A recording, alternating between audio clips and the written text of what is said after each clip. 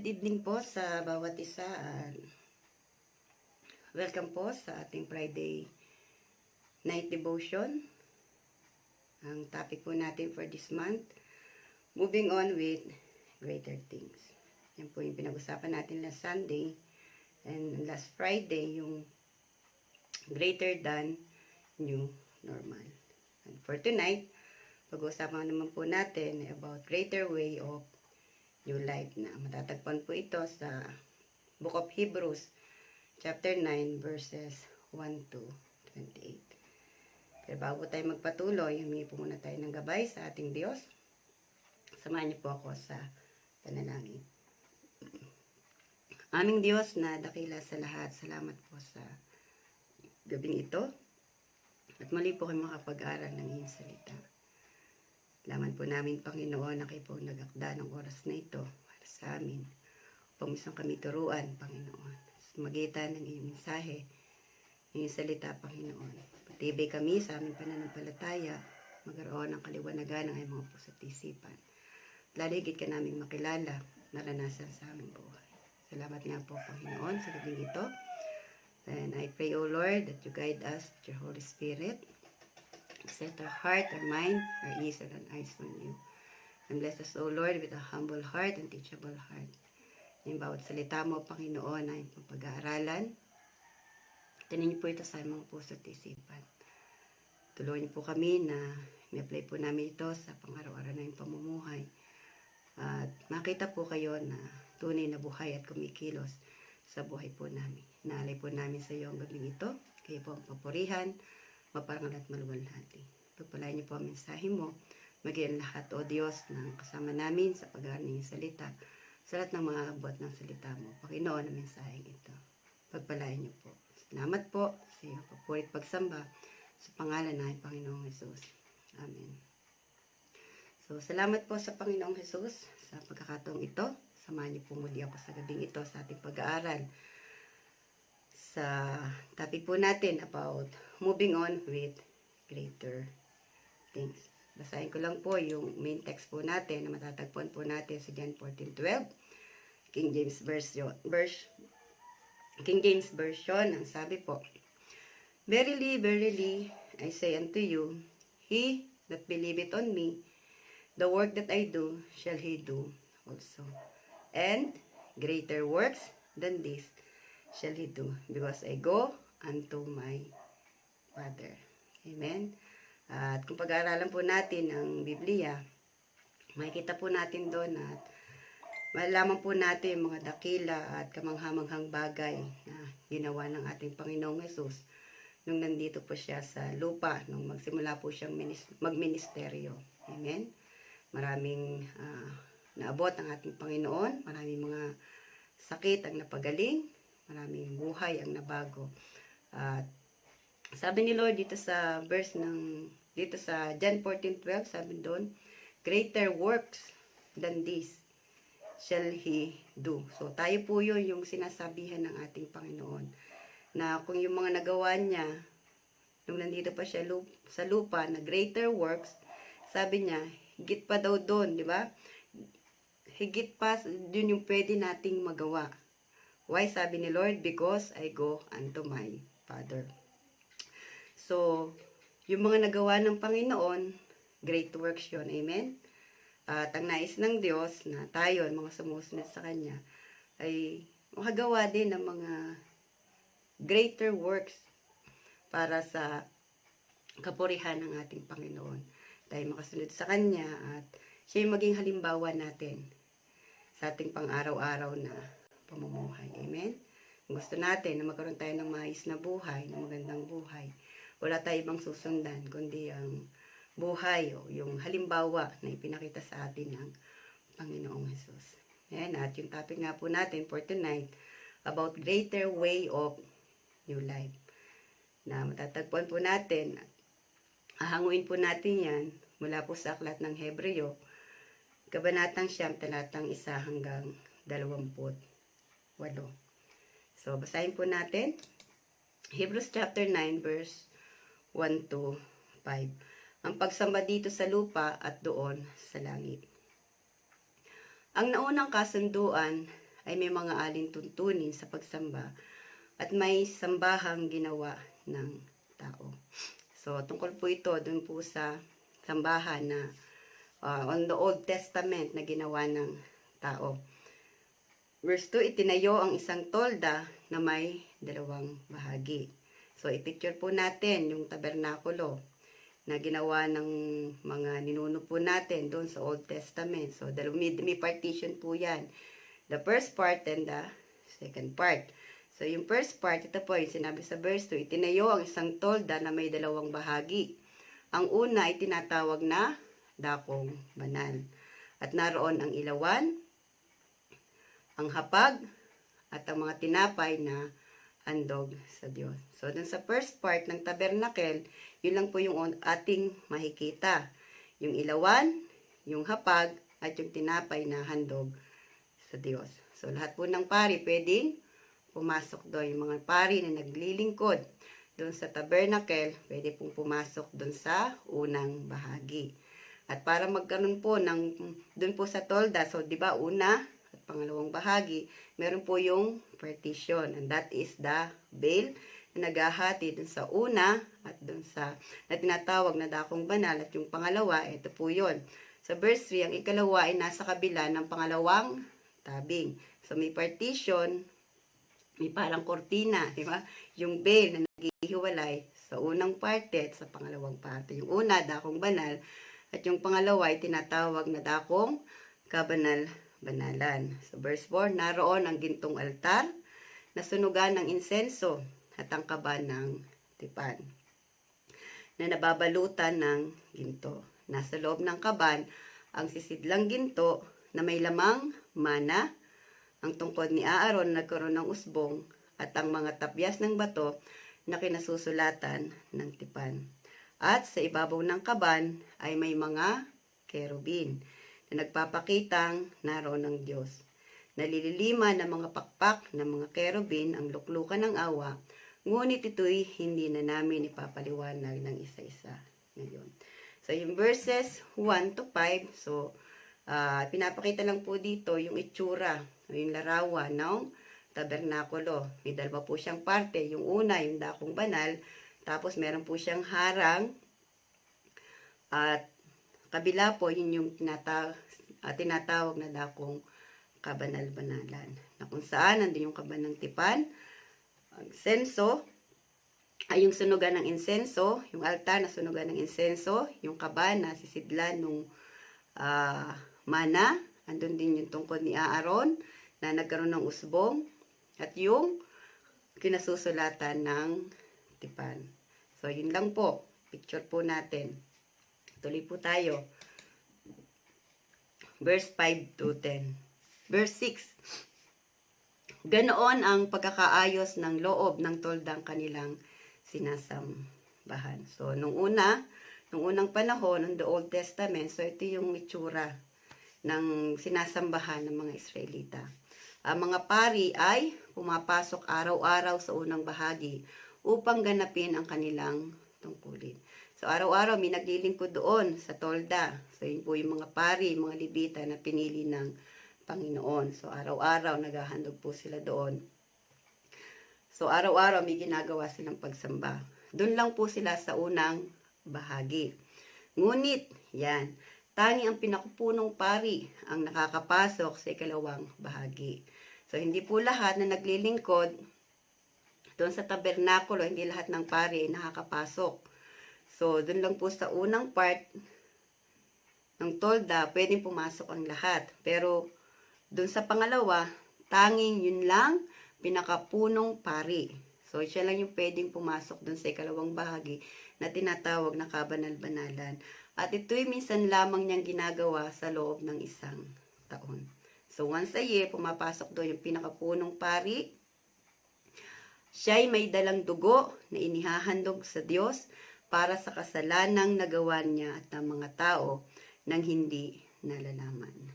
So, yung sa second part, which is yung lugar ng dakong kabanal-banalan, nandun yung paghahandog para sa paglilinis ng kasalanan. Verse 8, sa ganong pagkaayos, maliwanag na itinuturo ng Espiritu Santo na ang daang papunta sa dakong kabanal-banalan ay hindi pa bukas habang nakatayo pa ang unang bahagi ng tolda.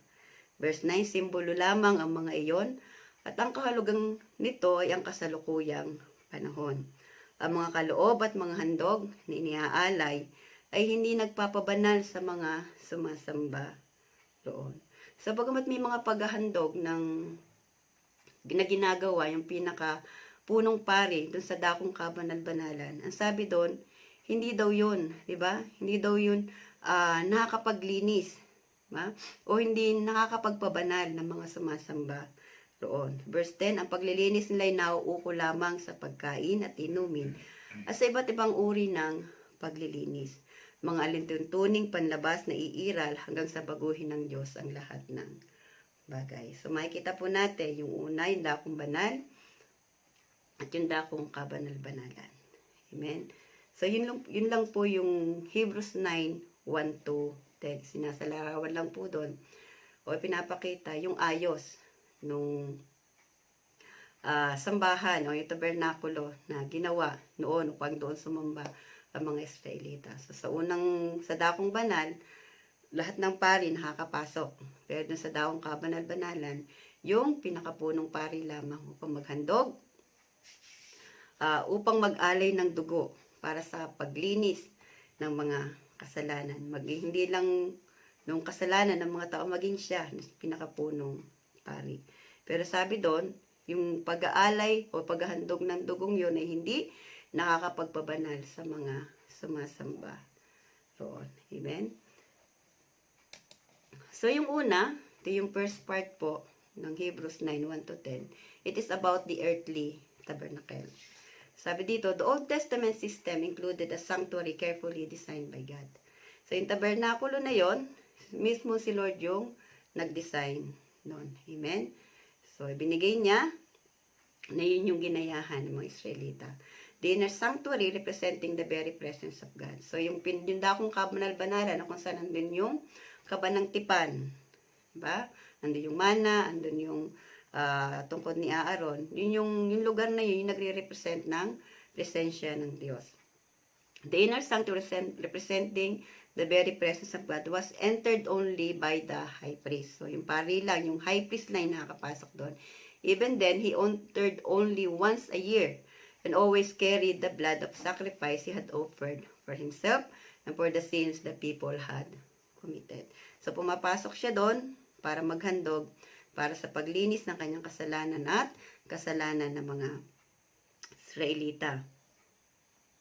So, the veil, which covered the inner sanctuary at all times and was pulled aside only briefly for the animal sacrifice, was God's visual aid. A reminder that the door to God was not yet thrown open. In the same way, it was clear that the repeated sacrifices, which never succeeded in removing the veil, were not able to clear the conscience of the worshipper. So, yung tabing na naghihiwalay sa dakong banal at sa dakong kabanal-banalan, sabi doon, visual aid lang yon. So, nagpapakita na yung hindi pa talaga bukas. Diba? Na hindi pa malayang nakakapasok yung mga naglilingkod doon sa tabernakulo.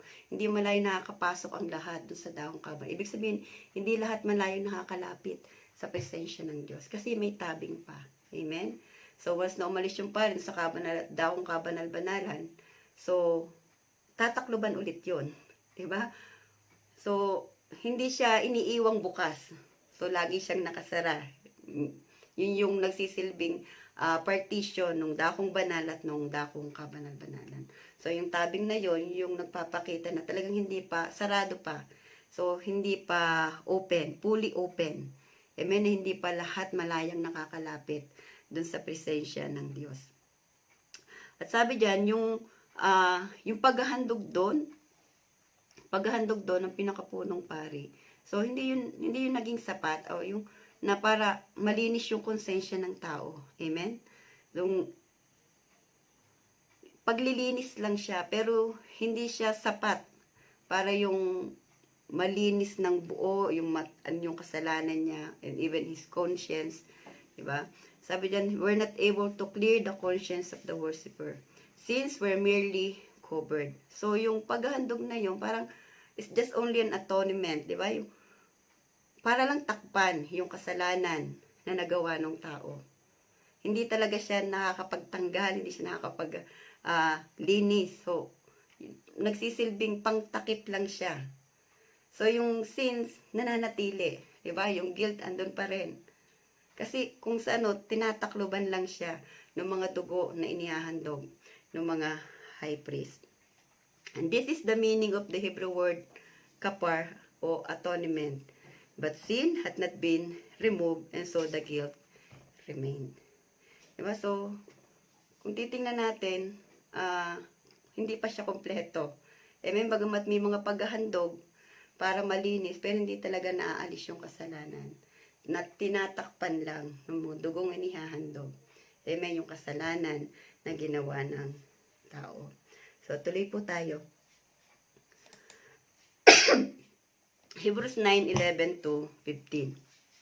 Verse 11. Ngunit dumating na si Kristo, ang pinakapunong pari ng mabubuting bagay na narito na. At siya'y naglilingkod doon sa sambahang higit na dakila. So great, diba? Walang katulad at hindi ginawa ng tao. Ang sambahang ito ay hindi sa sanlibutan ito. Minsan lamang pumasok si Kristo sa dakong kabanal-banalan at iyo'y sapat na. Hindi dugo ng mga kambing at goya ang kanyang inihandog, kundi ang sarili niyang dugo para mapatawad tayo sa ating mga kasalanan magpakailanman. Kung ang dugo ng mga kambing at toro at ang abo ng dumalagang baka ang iwiniwisik sa mga taong itinuturing na marumi upang sila'y luminis ayon sa kautusan, higit ang nagagawa ng dugo ni Kristo. Sa magitan ng walang hanggang espiritu, inialay niya sa Diyos ang kanyang sarili bilang handog na walang kapintasan. Ang kanyang dugo ang lumilihis sa ating mga puso't isipan sa mga gawaing walang kabuluhan upang tayo'y makapaglingkod sa Diyos na buhay. Verse 15, kaya nga si Kristo ang tagapamagitan ng bagong kasunduan. Sa pamagitan ng kanyang kamatayan, ipinatawad ang paglabag ng mga tao noong sila'y nasa ilalim pa ng unang kasunduan. Dahil dito, makakamtan ng mga tinawag ng Diyos ang walang hanggang pagpapala na kanyang ipinangako. So, ito na yung greater things. Amen? Ito yung greater things na ginawa ng Diyos. Kung noon, nag-design ang Panginoon, di ba? Yung ginawang tolda o tabernakulo na ginawa ng tao, di ba? Ito naman, ito yung greater things na ginawa ng Panginoon. Kasi yung ginagawa doon sa tabernakulo which is made by man ay hindi naging sapat, di ba? Para maalis ng tuluyan yung o malinis ng tuluyan yung mga tao sa kanilang kasalanan. Ito, yung ginawa ng Panginoon. This is the greater, kung tutusin nga, this is the greatest things. Di ba? Ginawa ng ating Panginoon para sa atin. Kung yung una about the earthly tabernacle, yung second part, yung Christ blood. Na sabi diyan, yung as high priest, Jesus Christ entered not the earthly sanctuary, but heaven. Diba? Sabi diyan, sa verse 11, ngunit dumating na si Kristo, ang pinakapunong pari ng mabubuting bagay na narito na. Siya'y naglingkod doon sa sambahang higit na dakila, walang katulad at hindi ginawa ng tao. Amen? So, si Lord, as high priest, hindi na siya doon sa sambahang ginawa o sanctuaryng ginawa ng tao. Diba? Kundi pumasok siya sa dakong kabanal-banalan which is in heaven. Diba? Doon na siya. Kasi kulang eh. Doon sa ginawa ng tao, kulang. Bilang pangtubos, pambayad, panlinis sa ating mga kasalanan. So, ito si Lord Jesus. Siya na yung gumawa. Diba? Pangalawa, He offered not the blood of animals. So, doon sa una, dun sa tabernacle made by man, ang inihahandog doon, dugo ng mga hayop. Diba? Pero ito, ang ginawa ni Lord, He offered not the blood of animals, but His own blood. Amen? So, ang inihandog ng Diyos, ni Lord, hindi na yung dugo ng mga hayop, kundi yung mismong dugo niya para sa pangtubos sa atin, para sa panglinis sa atin. Kasi hindi sapat yung dugo ng mga hayop na inihahandog ng mga high priest. Diba? Pantabing lang siya, pero hindi talaga siya nakakapag-alis, hindi talaga siya nakakapaglinis. Pangtaklob lang siya. Pero ang ginawa ng Panginoon, para tuluyan tayong malinis, what He did, which is great things, pumasok na siya doon sa mismong kabanal-banalan which is in heaven, and then He offered His own blood. Diba? Na mismong dugo na niya yung inahandog niya para sa paglinis sa ating mga kasalanan. Pangatlo, obtained not temporary covering, but eternal redemption for us. Kung dati, yung banal na ay yung dugo ng mga hayop, inihahandog para lang takluban tayo, ang ginawa ni Lord, yung mismong dugo niya, yun yung tumubos sa atin. Amen? Yung ibinigay niya for our eternal redemption. So, sapat na. Sapat yung ginawa ng Panginoon. Yung ginawa ng unang pari, di ba? Yung mga punong pari noon, paghahandog, hindi nakasapat. So, God made greater way para sa atin.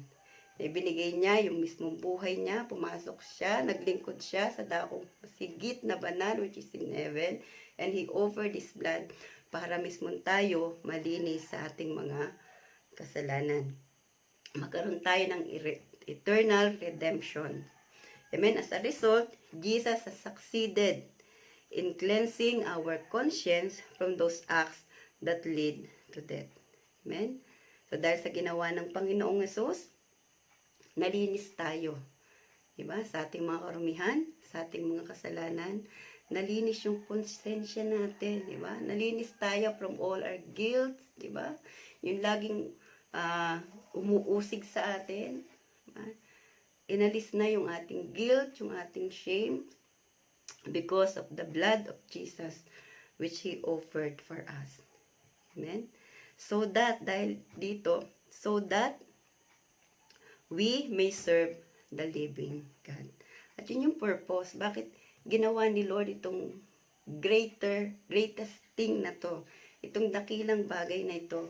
Bakit ginawa ng Panginoon? Ito yung purpose. Diba? Ito yung isa sa purpose na tayo maging karapat dapat. So that we may serve the living God. Na mababasa po natin yan sa verse 14. Ulitin po natin. Verse 13. Kung ang dugo ng mga kambing at toro at ang abo ng dumalagang baka ang winiwisik sa mga tayong tinuturing na marami upang sila luminis ayon sa kautusan, higit ang nagagawa ng dugo ni Kristo. Sa magitan ng walang hanggang espiritu, inialay niya sa Diyos ang kanyang sarili bilang handog na walang kapintasan. Ang kanyang dugo ang lumilinis sa ating mga puso't isipan sa mga gawaing walang kabuluhan upang tayo'y makapaglingkod sa Diyos na buhay. Amen? So, yun yung nais ng Diyos. Why He offered up His life. Diba? Bakit niya inihandog o binigay yung kanyang buhay? Bakit niya inihandog yung kanyang dugo para sa atin? Sabi doon, para tayo'y malinis at maging malinis at upang tayo'y makapaglingkod sa Diyos na buhay. Amen? So, we need cleansing. Amen? Nais ng Diyos na pag tayo'y naglingkod sa Kanya, karapat dapat tayo malinis, diba? Na siya, walang kapintasan. Diba? Possible po ba tayo na tayo maging kagaya niya na walang kapintasan? It is by faith. Amen? So, yun nga yung banal na dugo ng Panginoong Hesus. Yung naglilinis sa atin. Upang tayo ay maging banal, kalugod-lugod sa Diyos, walang kapintasan, tayo makapaglingkod sa ating Diyos. Amen? It's all about faith in our God. Magtiwala tayo sa ginawa ng Panginoon. Kasi ito yung sabi niya eh. Diba? Bakit nagkaroon ng remission of sin? Diba? Bakit nagkaroon ng pagtubos sa atin? Bakit ninais ng Diyos na tayo lubusang maging malinis? Kasi yun nga sabi niya sa verse 14. Diba? Upang tayo ay makapaglingkod sa Diyos na buhay. Amen? Verse 15, kaya nga, si Kristo ang tagapamagitan ng bagong kasunduan. Sa magitan ng kanyang kamatayan, ipinatawad ang paglabag ng mga tao noong sila'y nasa ilalim pa ng naunang kasunduan. Diba? Yung Old Covenant. Dahil dito, makakamtan ng mga tinawag ng Diyos ang walang hanggang pagpapala na kanyang ipinangako. So, si Lord yung ating naging mediator. Ba? Kaya tayo nagiging karapat-dapat, kaya tayo nagiging kalugod-lugod sa Panginoon. It's because of Jesus. Kaya tayo naging, kaya malaya na tayong nakakalapit sa dakong kabanal-banalan. Because of what Jesus did. Binigay niya yung kanyang buhay, niyalan niya ang kanyang banal na dugo upang tayo lubusang malinis sa ating mga karumihan, sa ating mga kasalanan, diba? Malinis tayo, matanggal lahat yung ating mga guilt and shame na dulot ng kasalanan. At bakit daw?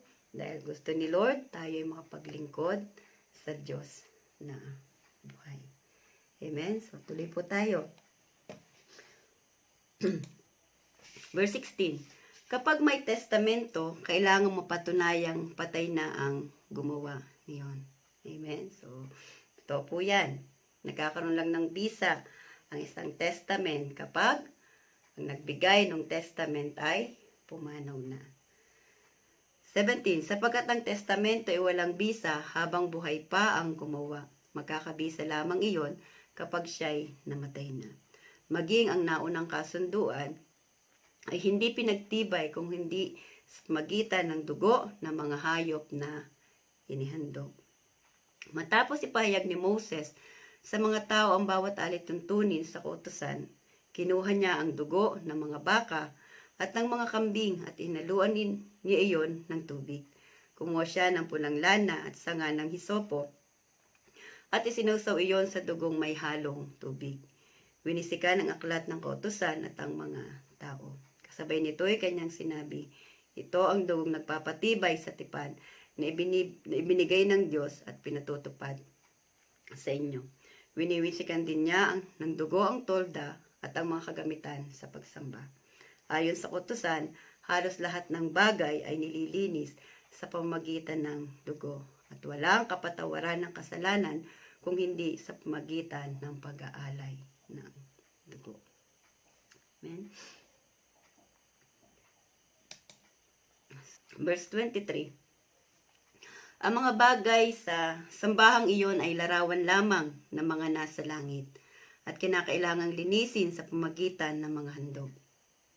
Ngunit, higit na mabuting handog ang kinakailangan sa paglilinis ng mga bagay sa sambahang nasa langit, sapagkat si Kristo ay hindi pumasok sa isang dakong banal na ginawa ng tao at larawan lamang ng tunay. Sa langit mismo siya pumasok at ngayon nasa harap na siya ng Diyos at namamagitan para sa atin. Ang pinakapunong pari ng mga Hudyo ay pumapasok sa dakong banal taon-taon na may dalang dugo ng mga hayop. Ngunit si Kristo ay minsan lamang pumasok upang ihandog ang kanyang sarili. Kung hindi gayon, kailangan sanang paulit-ulit na siya'y mamatay mula pa ng likain ng sanlibutan. Subalit, minsan lamang siya nagpakita, ngayon matatapos na ang panahon upang pawiin ang kasalanan sa pamagitan ng handog ng kanyang inialay. Amen? So, one sacrifice. So, ito po yung pangatlo.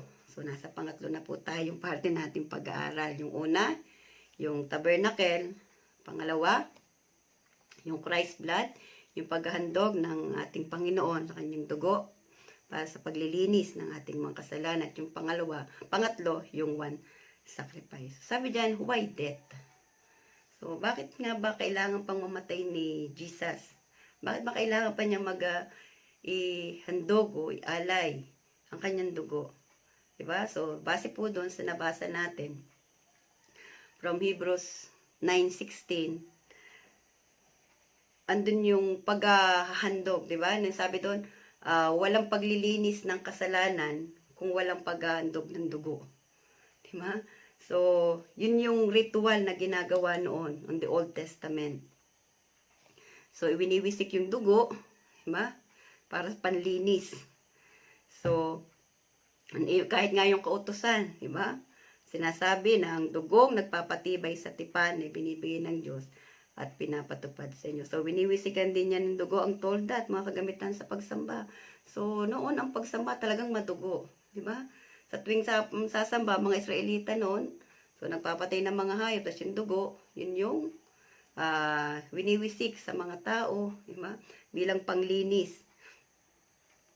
So, sa verse 22, ayon sa kautusan, halos lahat ng bagay inililinis sa pamagitan ng dugo, at walang kapatawaran ng kasalanan kung hindi sa pamagitan ng pag-aalay ng dugo. Amen?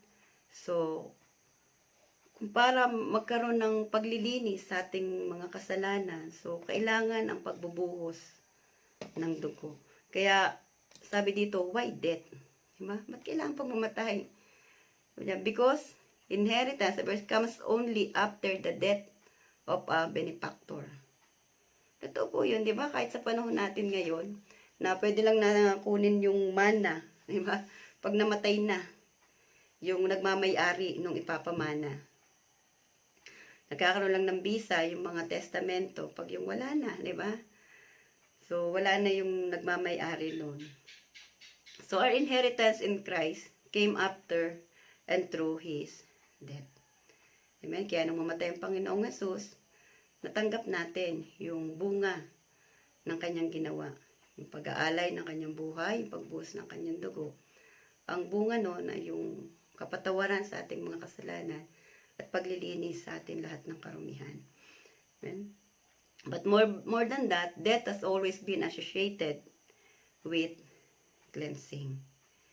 Amen? So, the Old Testament in fact requires that nearly everything be cleansed with blood. And without the shedding of blood, there is no forgiveness.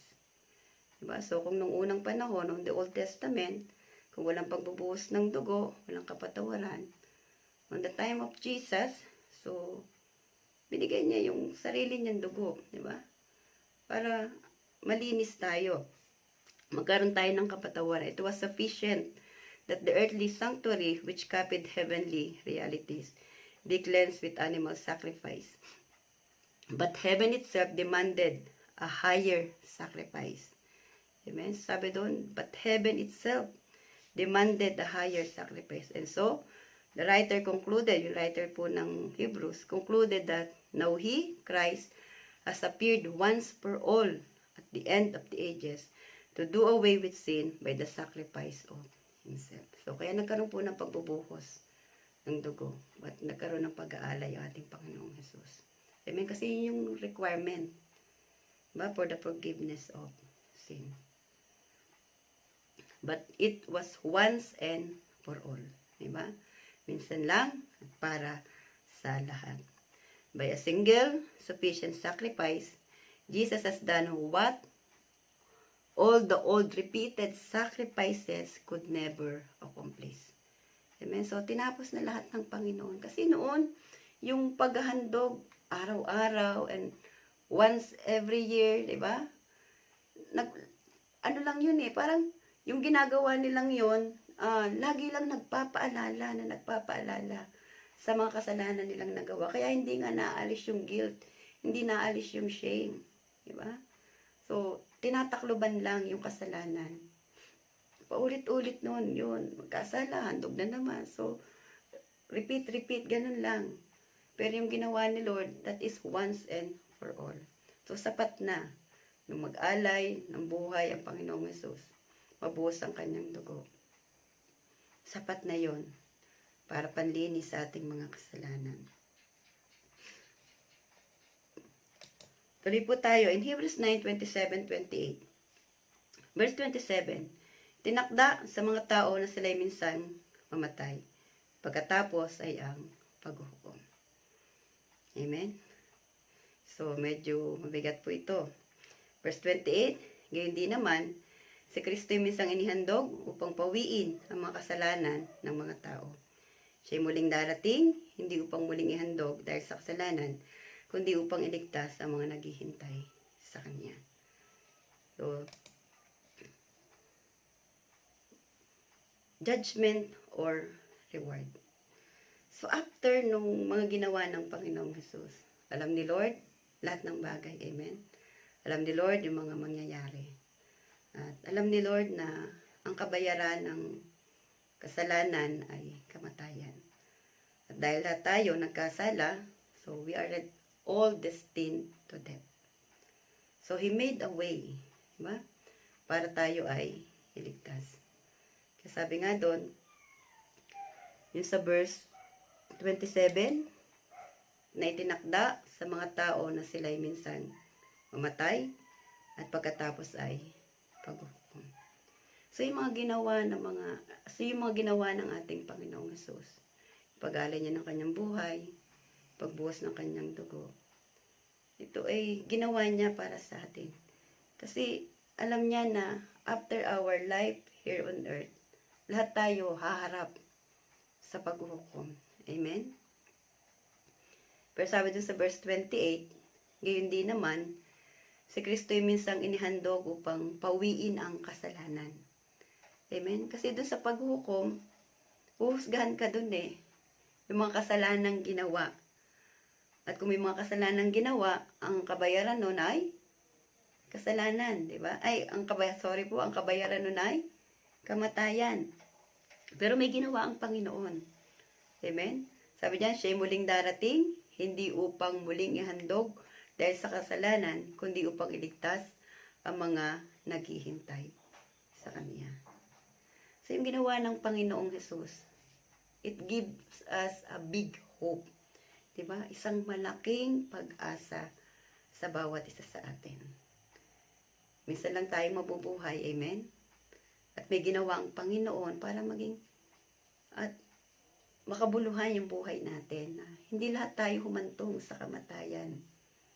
Diba? Yung kamatayan na sinasabi dito, yung kamatayang pang walang hanggan, yung walang hanggang pagkahiwalay sa Diyos. Diba? Walang hanggang kaparusahan. At dahil mahal tayo ng Panginoong Jesus, siya yung gumawa ng paraan. Siya yung gumawa ng daan. Diba? Upang tayo ay magkaroon ng buhay na walang hanggan. Upang tayo ay matubos sa ating mga kasalanan.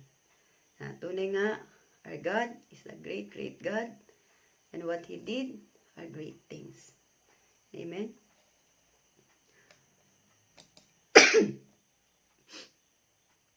A man dies once. Totoo po yun. Diba?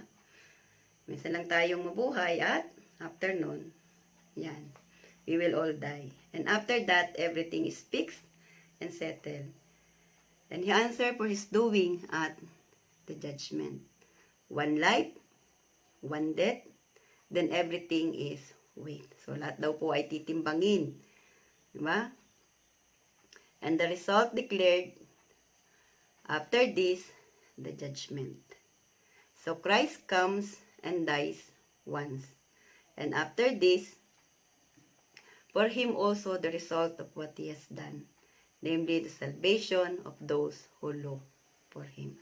So, yun yung bunga ng ginawa ng ating Panginoong Jesus.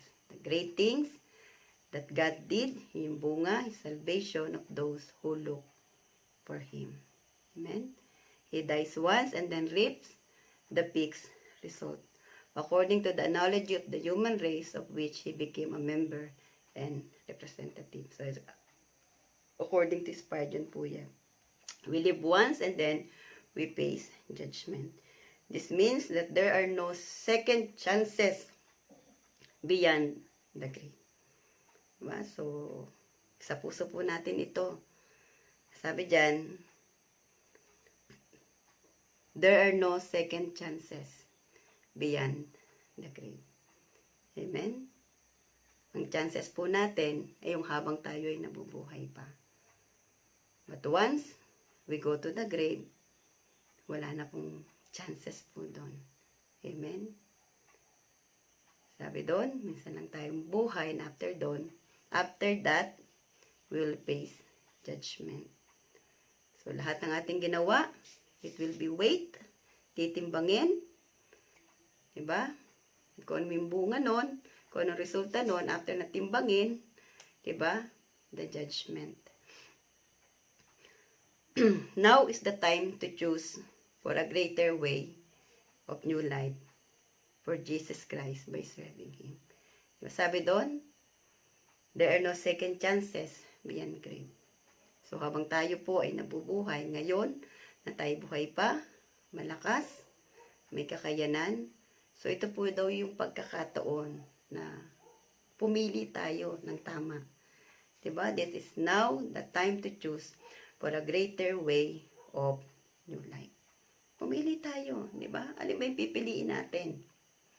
Di ba? Maraming ginawa ang bagay ang Panginoon. May ginawang dakilang bagay ang ating Panginoon para tayo ay magkaroon ng kaligtasan, para tayo ay magkaroon ng reward. Yung reward which is the eternal life, na yun yung bunga, di ba? Ng ginawa niya, ng paghahandog niya ng kanyang buhay, at pagbuhos ng kanyang banal na dugo.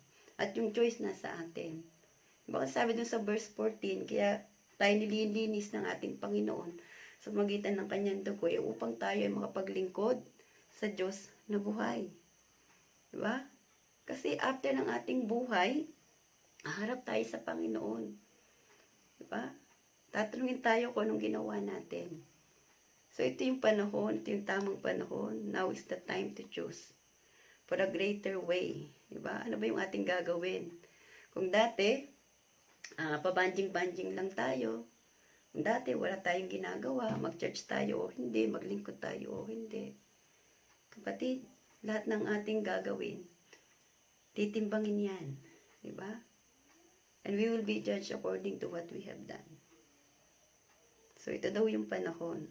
Let us choose the right things. Let us choose to do the greater way upang magkaroon tayo ng bagong buhay para sa ating Panginoong Jesus. Ano po yung greater way na yon? Yon ay yung pag tayo ay mapaglingkod sa Kanya. Diba? Hindi yung basta na lang paglilingkod. Sabi, yung greater way, yung masigit pa. Kaya nga sabi ni Lord, diba, sa John 14, yung mga ginawa ni Lord,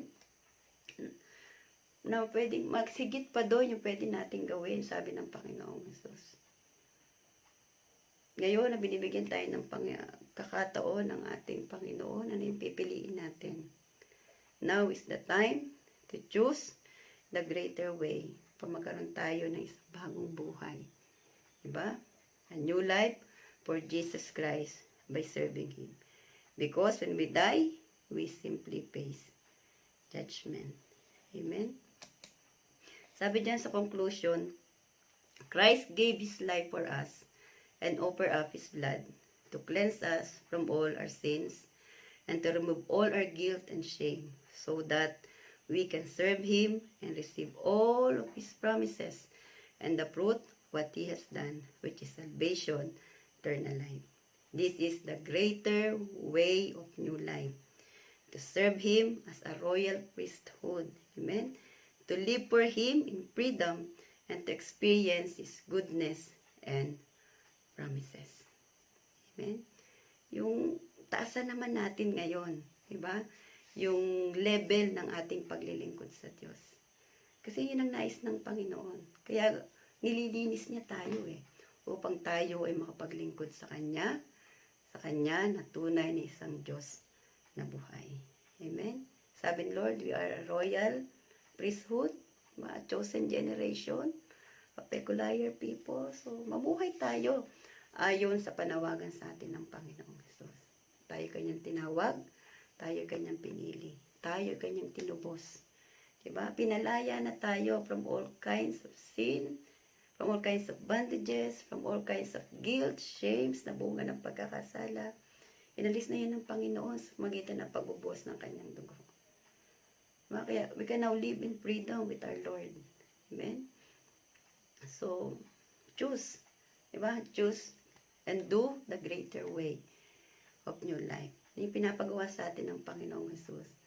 Nagpakita ng magandang halimbawa ang Diyos kung paano siya nag-submit sa Diyos, paano siya nag-submit sa Ama, paano siya sumunod, diba? Paano siya nag-sacrifice for us, diba? He served as our mediator, diba? On the Old Testament, diba, yung mga priest, sila yung tagapaglapit ng tao sa Diyos. So, ngayon, on our time, paggamit tayo sa Panginoon para let us serve as priest, diba? Na yung mga tao, ilapit natin sa Diyos. Taasan naman natin yung level ng ating paglilingkod sa Diyos. And this is the greater way of new life na nais ng Diyos para sa atin. Ito yung bagong buhay, yung buhay na nais ng Diyos na ipamuhay natin. Diba? Yung suklian natin yung ginawa ng ating Panginoon sa atin. Marami mga Bible characters na talagang they choose the better things. Diba? Maalala niyo si Martha at si Mary. Diba? Ang sinabi ni Lord, mas pinili ni Mary yung mas mainam. Diba? Si Pablo, diba? Before, diba? Yung katungkulan niya, pero mas pinili niya ang sumunod sa Diyos. Mas pinili niya ang sumunod kay Kristo. Diba? So sila Pedro, si James, di ba? Si John, dati. Dati ng mga panahon na yon, di ba? Maing isda sila. So we can consider that they have a good life. Dahil may business sila. Di ba? Pero iniwan nila yon. They choose to follow Jesus. Di ba? They leave their nets, their boats. They leave their family para lang sumunod sa Panginoong Jesus. Kasi alam nila, that is the greater way of new life. Yung bagong buhay na ibinibigay ng Panginoon. Yung buhay na sumusunod sa Diyos. Yung buhay na pinapamuhay kung ano yung nais ng Panginoon. Amen? Kung dati, naglilingkod na tayo, so mas taasan pa natin doon. Yung mga dating ginagawa natin sa Panginoon, hanggat kaya natin, mas dagdagan natin, mas taasan pa natin. Amen? Suklian natin yung mga nakilang bagay na ginawa ng ating Panginoon. Move on to greater things. Amen? So, salamat po sa Panginoon. And I pray na nawa yung kanyang mga salita, tumimo po sa ating isipan. At mapokus tayo sa mga bagay. On those greater way na pwede nating gawin, pamuhay, para tayo magkaroon ng bagong buhay. Isang buhay na ganap at kasiyasiya sa piling ng ating Panginoong Jesus. Pagpalain po tayo ng Panginoon, tayo po ay manalangin. Aming Diyos na dakila sa lahat, salamat po sa salita mo na ibigay niyo po sa amin sa gabing ito. And Father, I pray that you sealed everything that we have learned from you. Manatili po ito sa mga puso at isipan. Tulungan niyo po kami na ipamuhin po namin ito. Patuloy na magliwanag ang aming mga buhay. Maging instrumento mo po kami for the glory of your name, for the advancement of your kingdom. Lord, salamat po. Salamat sa pagsama niyo po sa amin. Salamat sa banal na Espiritu na siyang gumabay sa amin. Salamat din po sa mga nakasama po namin sa gabing ito. Na dalangin ko na naman po ka ng kahilingan. Kayo po ang mabuot ng lahat ng ito. Ano po ka ng mga pangangailangan. Kayo po ang siyang patuloy magpalakas sa bawat isa. Na Lord, magitan ng iyong salita, lalagkit ka po namin makilala at maranasan sa aming buhay. Bless your church, bless your people, bless each and every one of us. Salamat po. Lagi niyo nga po kaming ihanda sa isang mas mataas na paglilingkod para sa iyo. Dahil yun po yung nais mo, Panginoon, sa bawat isa sa amin. Thank you, God, for offering your life para po sa amin. Salamat po sa pagbuhos na yung banal na dugo. And thank you, Lord, na tunay nga po na you torn the veil, oh God, na malaya na kaming nakakalapit sa iyo, sa dakong kabanal-banalan.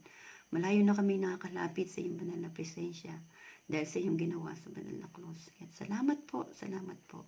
Salamat sa mga dakila, mga buting bagay na ginagawa niyo po sa amin. Salamat na tunay nga po, mahal na mahal niyo po ang bawat isa sa amin. Salamat po, O Diyos, pinupuri ka namin kahit sinasamba, sa lahat ng papuri at pagsamba, noon, ngayon, magpakailanman, sa pangalan ng Panginoong Jesus. Amen. God bless us all. Tumayo po tayo na taglayang kapayapaan, kagalakan, at pagibisan ng banal na spirit. Salamat po. God bless you.